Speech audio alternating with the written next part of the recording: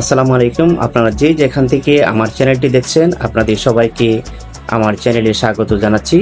আজ আমরা আলোচনা করব বাংলাদেশ বনাম অস্ট্রেলিয়ার প্রথম টি-20 ম্যাচে বাংলাদেশের পরাজয়ের কারণ কি এবং দ্বিতীয় টি-20 ম্যাচে বাংলাদেশের করণীয় কি সেই সম্পর্কে।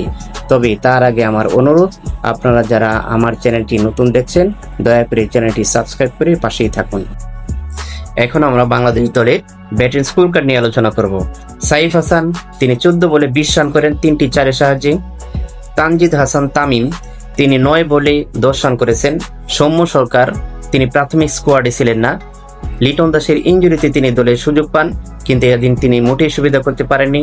অন্তত আমার তার খেলা দেখে বেশি ভালো লাগেনি। তিনি 18 বলে 17 রান করেছেন মাত্র একটি চারের সাহায্যে। তিনি ব্যাটিংয়ে এসে সংগ্রাম করছিলেন, কিন্তু তিনি তার রিদম আমার মনে ফিরে পাননি। তৌহিদ হৃদয় তিনি 5 বলে 8 রান করেছেন। পারভেজ হোসেন ইমন তিনি 12 বলে 10 রান করেছেন। তৌহিদ হৃদয়ের কথা কিছু বলতে হয়, তিনি শুরু করেছিলেন ছক্কা দিয়ে, কিন্তু তার ইনিংসটি তিনি ভালো করে শেষ করতে পারেননি। আব্দুল গাফফার সাকলাইন তিনি মূলত বোলার হিসেবে এসেছেন, কিন্তু তাকে বোলিং অলরাউন্ডার হিসেবে দলে নেওয়া হয়েছে বলে মনে হচ্ছে, যেহেতু শামীম হোসেনের পূর্বে তাকে ব্যাটিংয়ে পাঠানো হয়েছে। তিনি 10 বলে 10 রান করেছেন, এর মধ্যে একটি 6 ছিল। শামীম হোসেন তিনি আজকে একেবারে সুবিধা করতে পারেননি।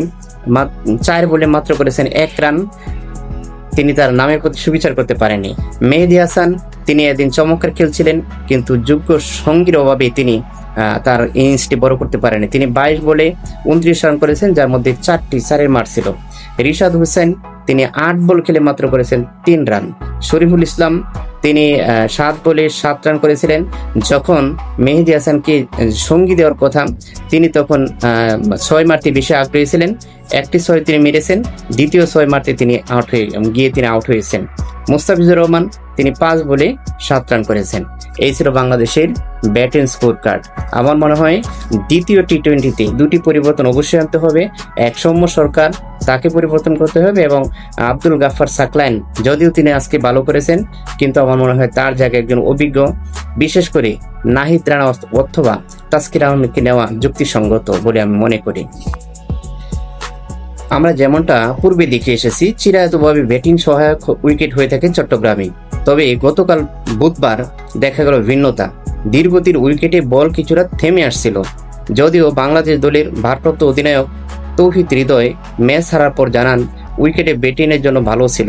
তার দল অবশ্য উইকেটে অস্ট্রেলিয়ার বিপক্ষে প্রথম টি-20তে ভালো করতে পারেননি। মাত্র 131 রানের সংগ্রহ দাঁড় করিয়ে ম্যাচ হারে 4 উইকেটে। রান তারায় বোলাররা কিছুটা লড়াই করলেও সেটি জয়ের জন্য যথেষ্ট ছিল না। চোটের কারণে নিয়মিত অধিনায়ক লিটন দাসকে ছাড়াই প্রথম টি-20তে খেলতে নেমেছিল বাংলাদেশ। তার জায়গায় একাদশে সুযোগ পান সৌম্য সরকার। লিটনের অনুপস্থিতিতে অধিনায়ক হিসেবে অভিষেকটা রাঙাতে পারেনি তৌহিদ হৃদয়ও। ম্যাচটা বাংলাদেশ হেরে যায় মূলত প্রথম ইনিংসের পরই। 2 ওপেনার সাইফ হাসান এবং তানজিদ হাসান তামিমের 26 রানের জুটির পর শুরু হয় আসা যাওয়ার পালা, এবং এরপরে ব্যাটাররা মূলত আসা যাওয়ার মধ্যে ব্যস্ত ছিল। এক পর্যায়ে 86 রানের বাংলাদেশের পড়ে যায় 7 উইকেট। সুবিধা করতে পারেনি সাইফ, তাওহিদ, সৌম্য, তানজিদ হাসান তামিম, পারভেজ হোসেন ইমনের মতো পরীক্ষিত ব্যাটাররা। ব্যাটিং অর্ডারের উপরে আসা অভিষিক্ত আব্দুল গাফফার সাকলাইন 1 ছক্কার মাত্র 10 রান করে আউট হন। বিপর্যয়ের মাঝে শেষ দিকে দলকে 3 অঙ্কে পার করে কিছুটা লড়াইয়ের আভাস দিচ্ছিলেন মেহেদী হাসান। সর্বোচ্চ 29 রান করে অপরাজিত থাকেন তিনি। ছোট লক্ষ্য তাড়া করতে নেমে অস্ট্রেলিয়া উইকেট হারায় শুরুতেই। 13 রানে তাদের প্রথম উইকেট পড়ে। শরীফুল ইসলামকে রিভার্স সুইপ করতে গিয়ে বোল্ড হন জস ইংলিশ।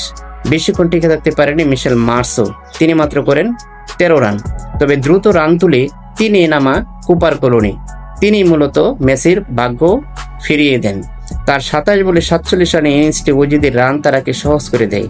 কলোনির উইকেটের পর টিম ডেভিডের 20 এবং নিখিল চৌধুরীর 18 রানের ইনিংসে 10 বল বাকি থাকতেই জয় নিয়ে মাঠ ছাড়ে অস্ট্রেলিয়া।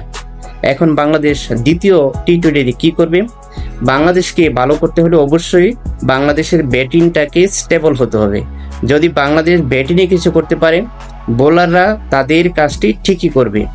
সুতরাং দ্বিতীয় টি-20তে বাংলাদেশকে জিততে হলে এবং এই সিরিজে ফিরে আসতে হলে অবশ্যই বাংলাদেশের ব্যাটারদের কিছু করে দেখাতে হবে, তাহলেই কেবল অস্ট্রেলিয়ার বিরুদ্ধে টিকে থাকা সম্ভব, লড়াইয়ে ফেরা সম্ভব।